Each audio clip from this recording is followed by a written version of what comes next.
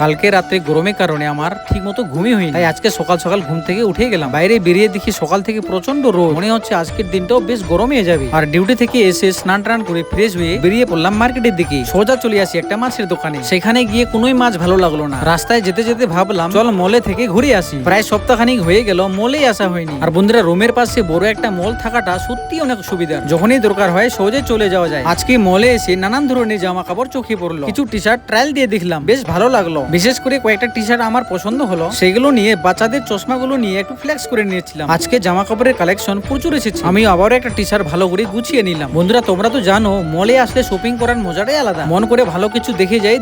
তাই আবারও একটা হাফ টি শার্ট নিয়ে পরে দেখলাম ট্রায়াল রুমে। এরপর মলের উপরে ফ্লোরে গেলাম। সেখানে গিয়ে দেখলাম তবে বেশিরভাগ জিনিসই আগের সপ্তাহে যেমন দেখেছিলাম এখনো তেমনই আছে। তাই বেশি সময় না করে বিলিং কাউন্টারে গিয়ে সবকিছু বিল করে মলের বাইরে চলে আসলাম। ভাবলাম যে রুমের ফেরার পথে কিছু বাজারও করে নেওয়া যায়, তাই রোজকার মতো কিছু সবজিও নিয়ে নিলাম। তারপরে চলে গেলাম একটা টেলারের দোকানে। কালকে যে প্যান্টটা দিয়েছিলাম সেই প্যান্টটা আনতে।